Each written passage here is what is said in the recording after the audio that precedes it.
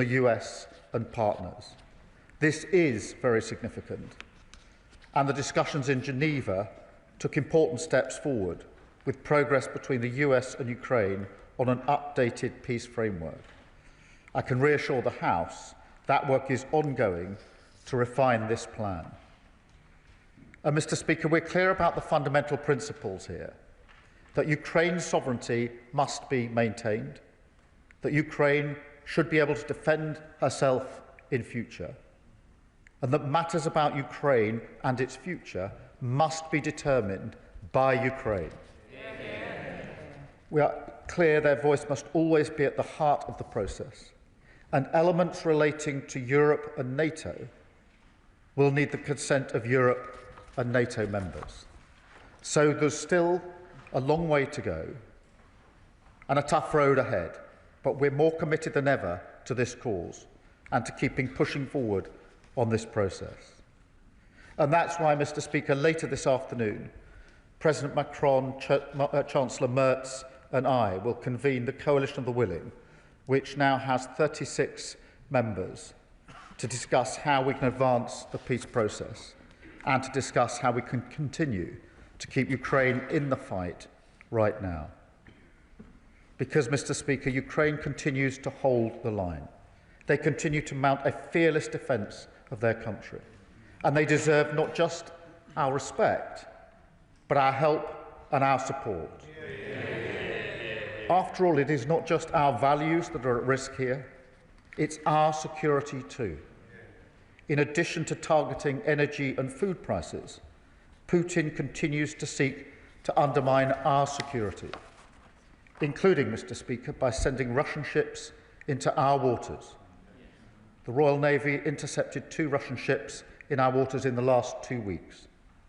So let me assure the House, we are more ready and determined than ever to protect our territory and protect the British people.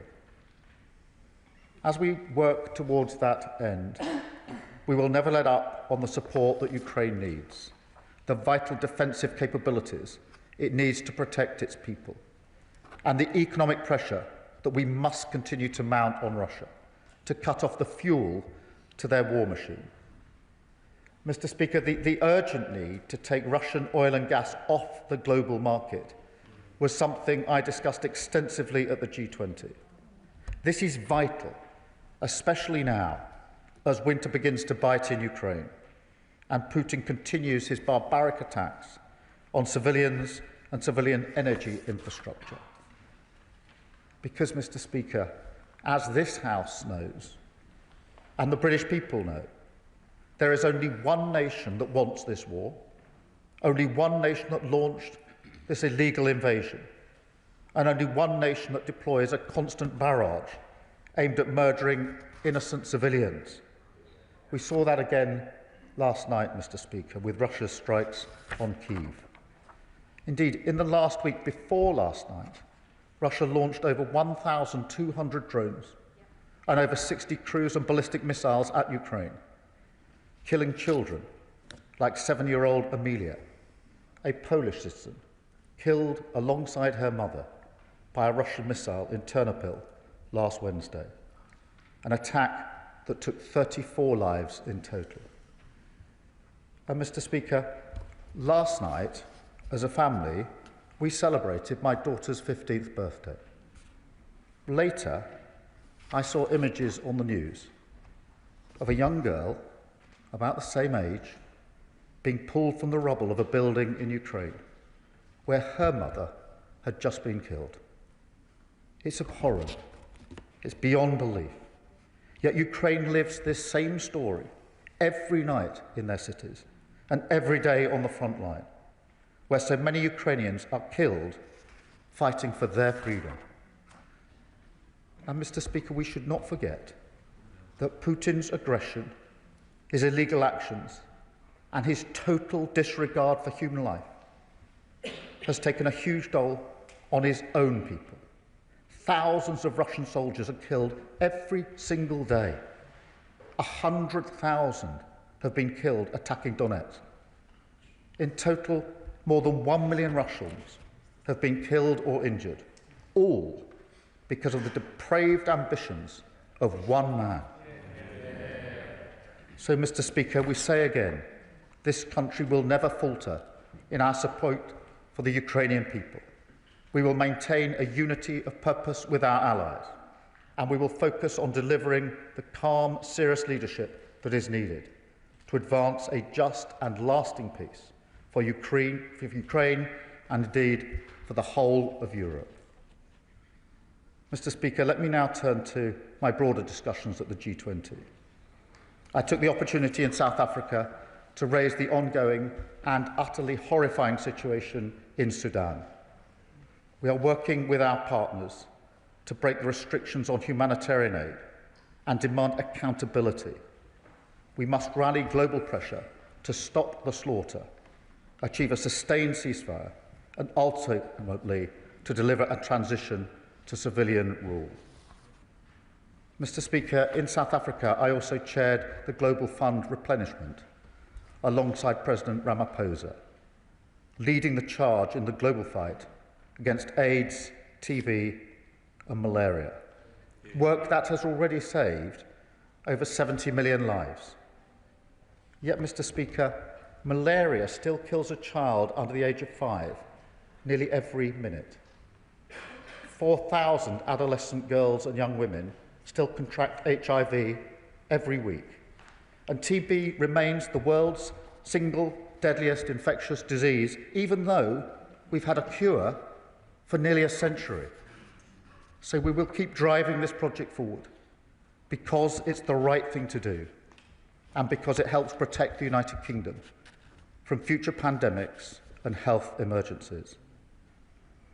Mr. Speaker, a central priority at the G20 was delivering economic security and opportunity, as it is at every international meeting I attend. A strong economy allows us to be strong in the world. Economic security is national security. So, Mr. Speaker, I can tell the House we delivered for the British people this weekend, including deals with South Africa for British firms to upgrade their railways and submarines, a £370 million deal for Rolls-Royce to supply jet engines to Algeria, and a £4 billion deal with Indonesia for new ships, delivering 1,000 jobs in Rosyth, Plymouth and Bristol, and delivering, if I may say, another rebuke to all the people who prematurely wrote off British shipbuilding. Mr. Speaker, we can only achieve these things, we can only deliver for the British people by working with our partners.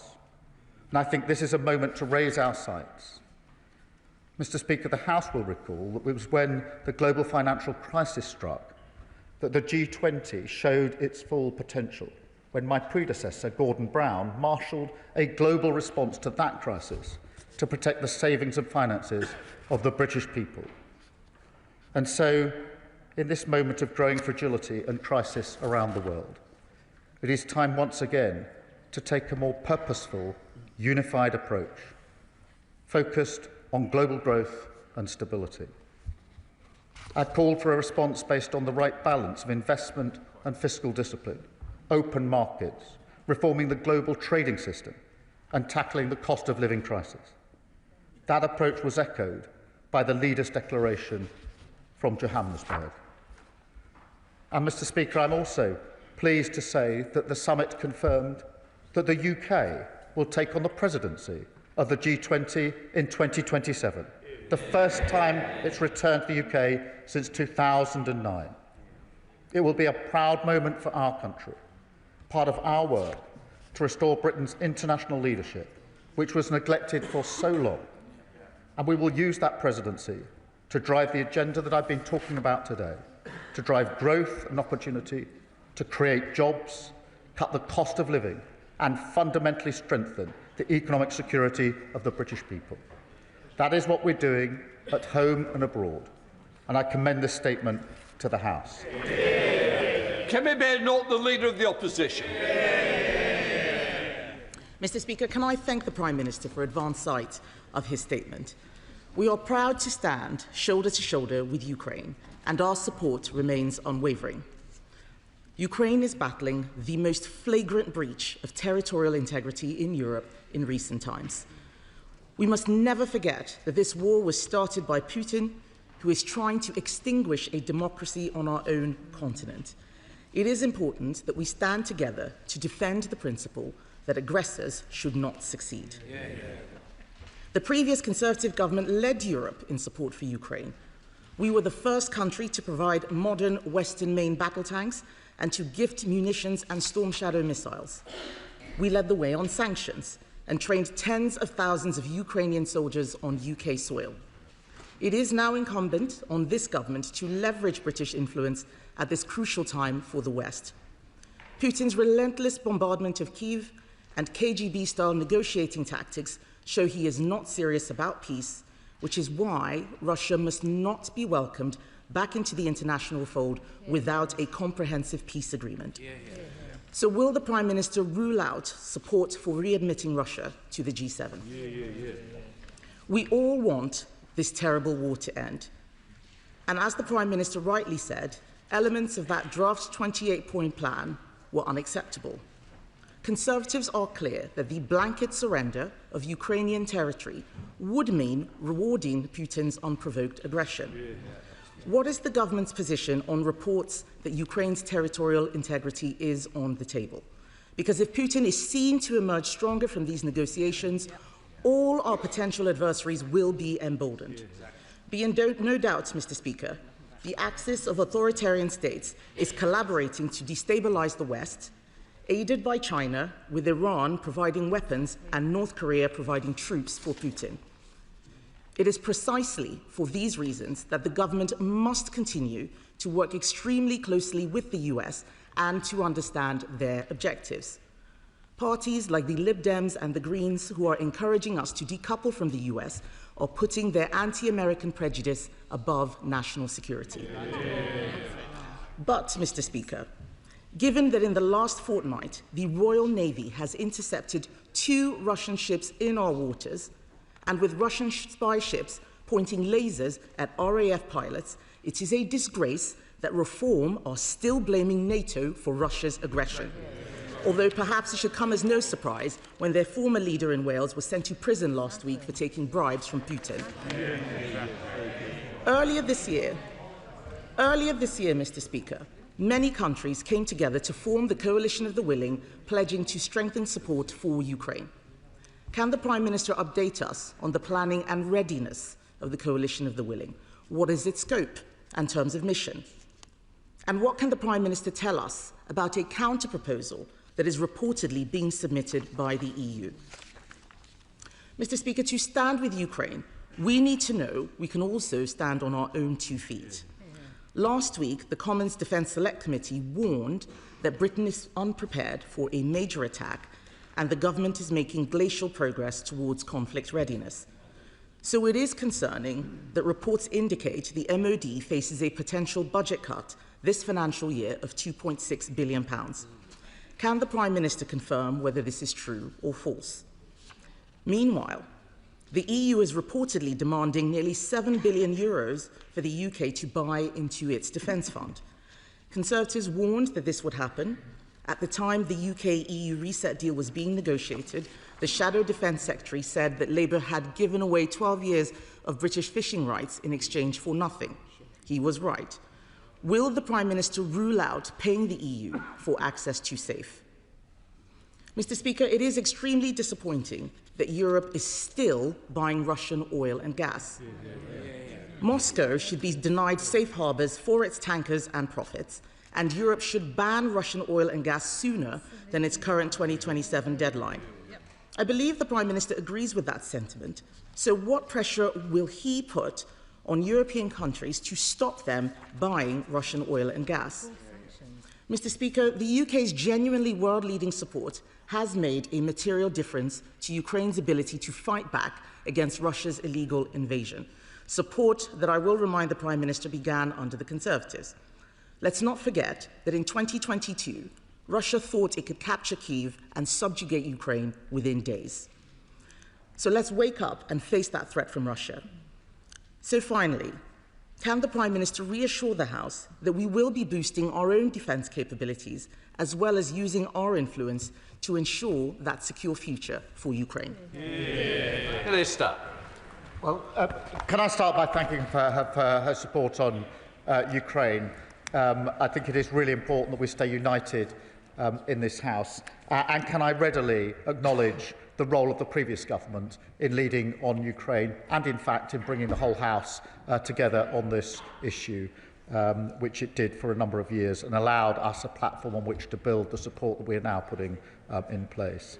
In relation to membership of the G7, G8, look, the focus at the moment is on a ceasefire, so anything along those lines is a long way off. But, you know, we have to remember that Putin is the aggressor here. He is the one who started this war.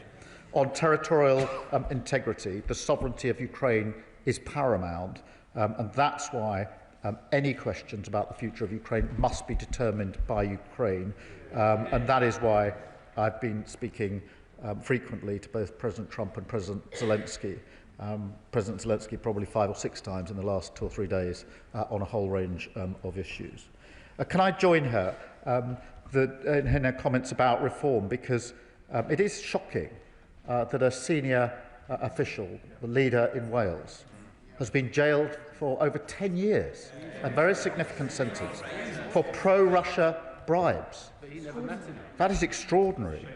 And that is why I say, and I say again, there should be that the reform leadership should have the courage to launch an investigation. How on earth did that happen in their party?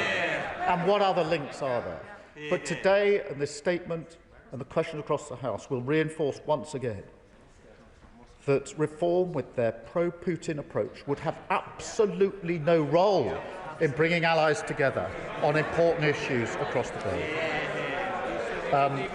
Mr. Speaker, she asks about the coalition of the willing.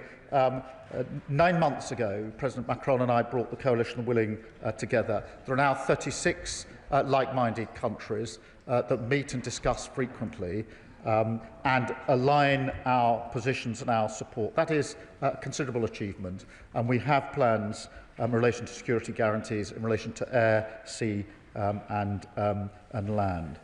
Mr. Speaker, on the text of the agreement that's being worked on in Geneva, there was an intensive discussion about this, as she would have expected at the G20, involving a number of key allies, both the E3 plus key coalition of willing allies, and the strong consensus was that we should work with the text that's in existence, unacceptable though some parts of it are, because other parts are essential, rather than a different text, and that is the process that's going on in Geneva, and I think that's the right approach.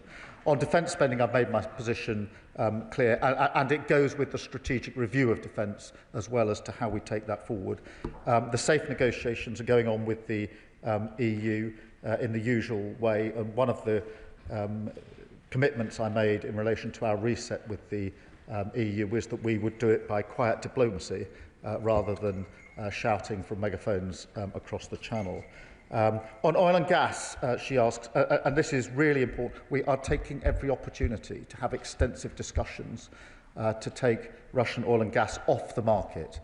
This has to be done across Europe. It has to be done beyond Europe. There are discussions I've had beyond Europe on this issue. It is vital that we press ahead, and we are doing so and taking every opportunity. But can I return to where I started? I do genuinely think it's important in this House that we're united on Ukraine. The only winner, if we divide on party political grounds, will be Putin. And I again recognise the work and the lead that the previous government took, which I was proud to support in opposition. I'm proud to take that forward as Prime Minister. I'm grateful for the support that we're getting from the opposition. Chair of the Select Committee, Dame Emily Thornberry. Mr. Speaker, can I begin by complimenting the Prime Minister on his work on the international stage?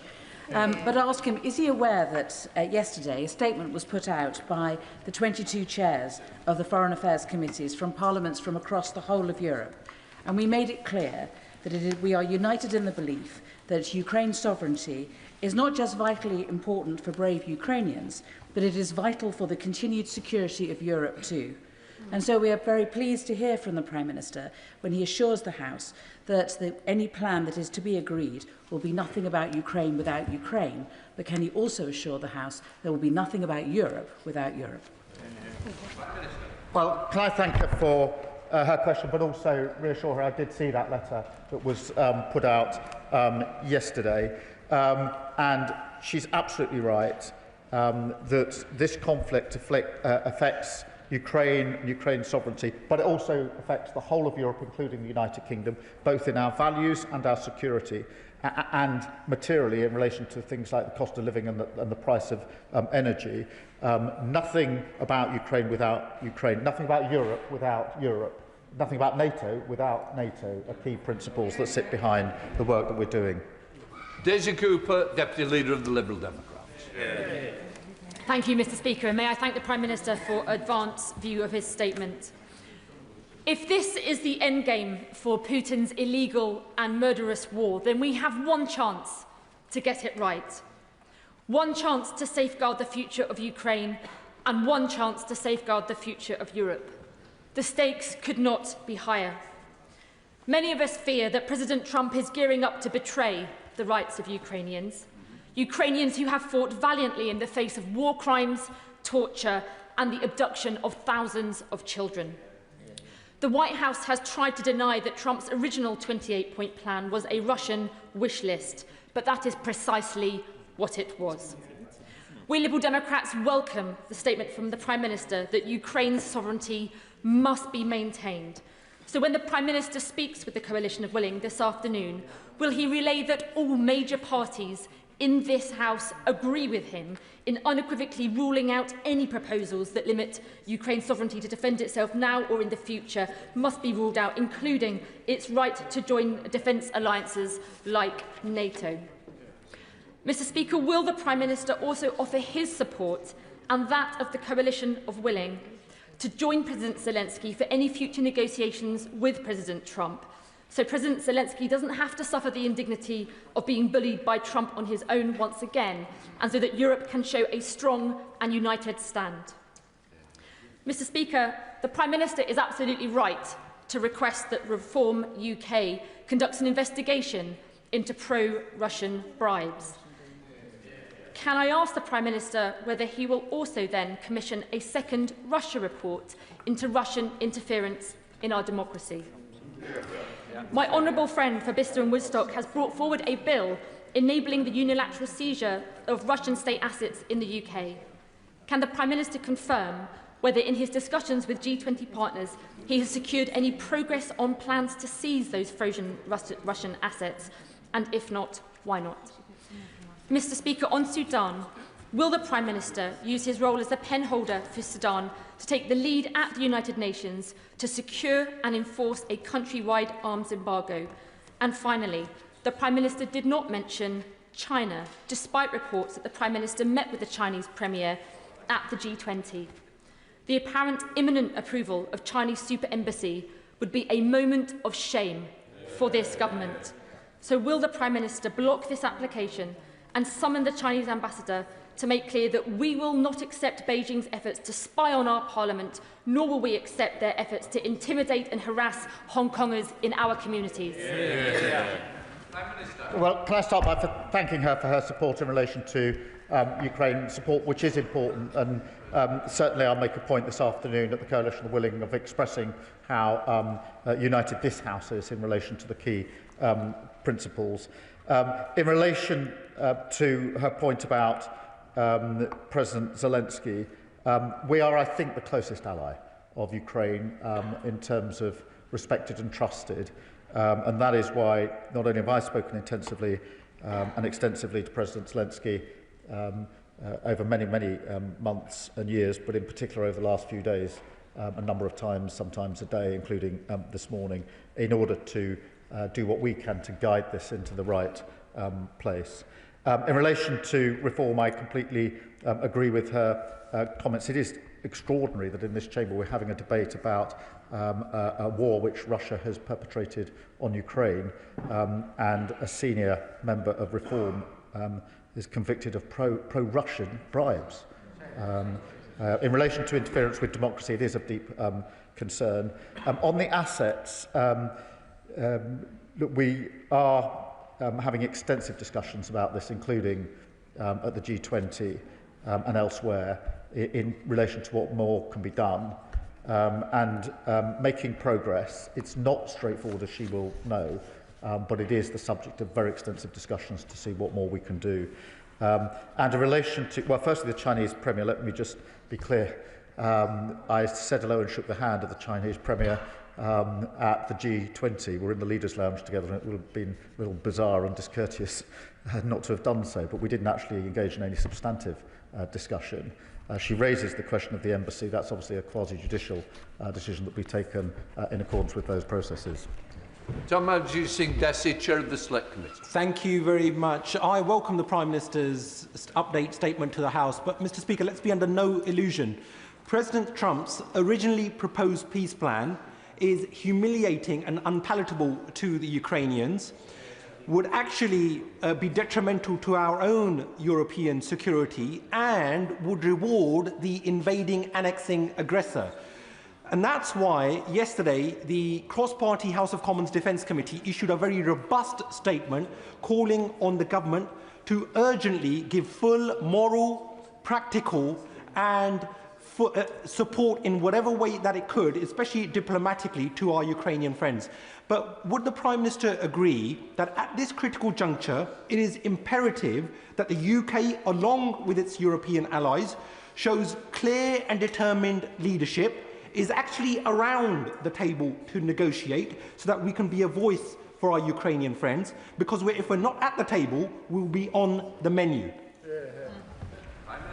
Well, can I thank him for his questions? In relation to the original plan, clearly there were elements which were unacceptable, and that's why I'm pleased that progress has now been made in relation to it. I can assure him we're giving support to President Zelensky and Ukraine at every level, and extensively, as he would expect. And he's quite right that part of the reason that we're able to have influence with our allies is because we are present at the international table in a way that we haven't been over recent years. Father House, Edward Lee. The Prime Minister's done a pretty good job of getting close to President Trump.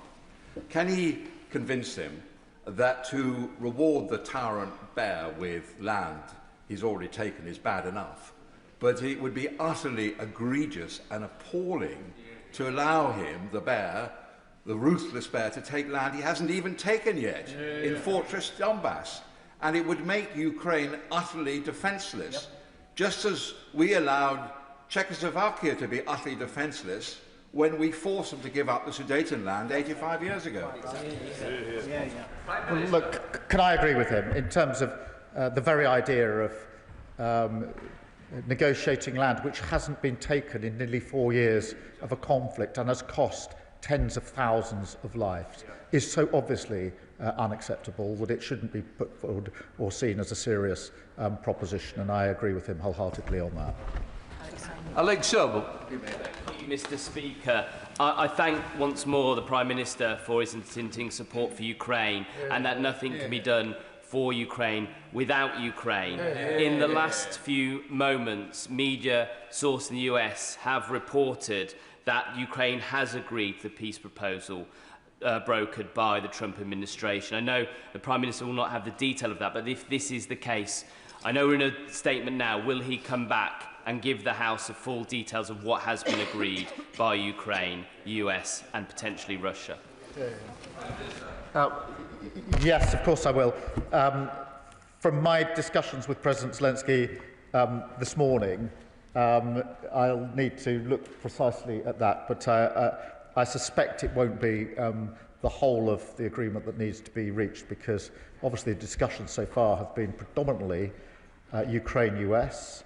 Obviously there are European elements that are important, NATO elements that are important that need further discussions, and of course none of this has been back to the Russian side yet. So I'll have a look at the report and look behind the headline. If there is anything material to report, I'll of course do it. My own sense is that it'll probably be progress on the Geneva exercise rather than the agreement of all elements.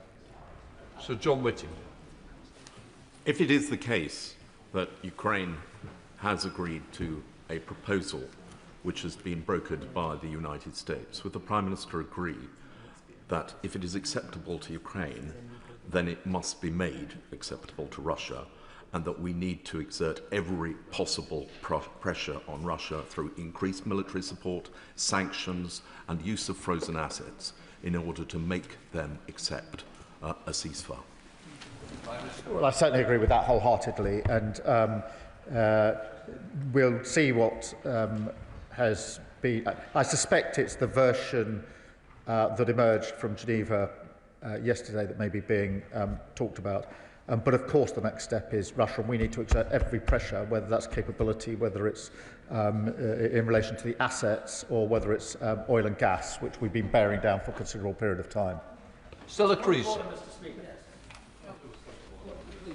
I'm sorry, it's just not the rules of the House, and somebody who's got more establishment in here. Straight after, by all means, if it's related to this, but please, we have the rules of the House, and the rules of the House come first.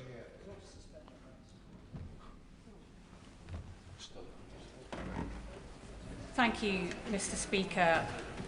I think we all understand this is a breaking situation. Can I ask the Prime Minister, because in such an uncertain world we know that allyship is integral to our own security, and that post-war generation created both the NHS and NATO because they understood the power of collective solidarity. I'm very pleased to hear him talk about the importance, therefore, of the safe negotiations, because our work with Europe isn't about replacing our relationships with NATO, but strengthening them. Could he confirm that he raised the safe negotiations with the President of the European Commission? Because this situation also reminds us that we have to get the European defence industry into a shape where it can face the threats we face from countries like Russia, and the UK must be part of those conversations too. I can assure her that negotiations are going on in the ordinary way in relation to SAFE and a number of other issues. Mr. Speaker, what I'm endeavouring to do is just to get the best information I can in relation to what is developing, and I'll weave it into an answer if I get anything that will help the House. I'll certainly come back, but if I'm able to update the House as we go along, I'll endeavour to do so that others can then ask questions about that. Phil Miller. Thank you, Mr. Speaker. I welcome the Prime Minister's commitment to ensuring that decisions about Ukraine will not be taken without Ukraine and to upholding Ukraine's sovereignty. Yet we know that Russia is trying to use this negotiation to undermine not only Ukraine's but Europe's future security. So in light of the negotiations ongoing, will the Prime Minister confirm that any future deal will reject Russia's references to, and I quote, ambiguities over the last 30 years, which is code for unravelling NATO back to 1997, and reject attempts to determine which nations may join NATO or where NATO may put its military assets? Can I thank him for that, because we must always remember this is about Europe as well as being about Ukraine, and Putin's ambitions are not limited to Ukraine, as the bordering countries are intensely aware, and therefore it is important that we see this for what it is and act accordingly as European allies. Joanna Baxter. Mr. Speaker, I appreciate this is a developing situation, but we do know that at least 19,546 children from Ukraine have been stolen by Russia, sent to over 400 locations across 8 time zones. We know that 1.6 million children in the occupied territories are being subject to militarisation and indoctrination. We know that 200 military training camps turn Ukrainian children into Russian soldiers. And we know that 1 in 10 of the children who have been rescued from Russia have reported that they've been sexually abused. So, can the Prime Minister remind President Trump that behind every one of those figures is a child? And can he assure the House that any peace plan that's agreed will deliver the safe return of all the Ukrainian children who have been stolen? And that Russia will be held to account for the war crimes that they continue to commit? Can I thank her for her campaigning and all of her efforts to keep a constant light on this appalling situation. It is shocking that Russia is treating these children as a weapon of war, kidnapping and subjecting them to all sorts of abuse and ill treatment. And we are doing and must do everything we can to safeguard these children and to get them back to their families where they belong. Sir Julian. Thank you, Mr. Speaker. May I ask the Prime Minister to focus on the question of effective security guarantees? Security guarantees only deter aggression if there is no doubt that the guarantor will act in accordance with the guarantee he has given. And therefore, if there is a security guarantee to unoccupied Ukraine, it is absolutely essential that the guarantor has some forces on the ground, because otherwise a guarantee to an unoccupied region that is a strategic vacuum can lead to a wider war by miscalculation by the killer in the Kremlin. Well, can I thank him for his question? That's why we've done so much work with the Coalition of Willing in relation to the capability and the planning for land, air and sea, with detailed plans now, which are they're as advanced as they can be until we know what the next stage of the proceedings are. It's also why we and I have worked so hard with the US to get a US security guarantee going alongside the Coalition of the Willing, so that the two go together. And he'll have seen that that is part of the discussion in Geneva, on which we've managed to make some progress. Fleur Anderson. Thank you, Mr. Speaker.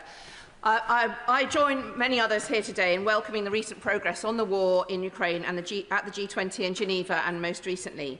Putin is continuing to circumvent sanctions by other countries. Will the Coalition of the Willing work with those other countries, as the Prime Minister has explained will happen, to ensure that the money is cut off that's continuing to fuel the war and will enable a just and lasting peace and rebuilding of Ukraine?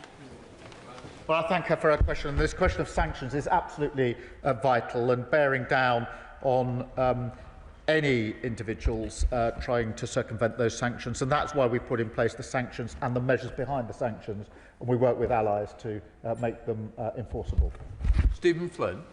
Mr. Speaker, I think it's important to begin by stating that those on the far right who parrot the views of Putin and those on the far left who seek to undermine NATO are no friends of Ukraine. Now, I was pleased in the Prime Minister's statement to hear the unequivocal approach he's taken to responsibility in this regard, and rightly pinning it on one person, Vladimir Putin. He did, however, equivocate in relation to his response to the Leader of the Opposition with regards to the G8. Now, Katja Kallas from the European Union was very clear in her comments this morning that Russia cannot be in the G8. She said definitely not. Surely he agrees with that. Well, look, I mean, Russia's the aggressor here, and obviously these are questions for the G7 to determine. But I can tell him the focus is very much on the process at the moment, which is getting the ceasefire and getting an end to this conflict. Can I join him in his question, in the point he makes about those on the left? Because the Green Party, of course, says we should pull out of NATO at a moment like this. They also say, by the way, that they would make renting a property landlords unlawful, but selling drugs lawful. I have to say, I find that a little odd, outside the school gate. Thank you, Mr. Speaker. Last week in Rochdale, I joined our proud Ukrainian community to mark the Holodomor, which was Stalin's forced famine of millions of Ukrainians in the 1930s. There's a modern-day Holodomor been going on in Ukraine thanks to the drone strikes and airstrikes of Putin's regime. So does he share my disgust, absolute disgust, at the treacherous actions of the former leader of Reform in Wales, who had lined his own pockets with cash from the Russian regime? And does he agree that Reform UK's refusal to carry out a full investigation just proves they really are Putin's poodles? Well, can I agree with him? This is clearly a really serious case. If any other party would want to investigate to assure itself that how did this happen? This is not a minor transgression. This is something that's now been visited with a 10-year sentence because it undermines our country.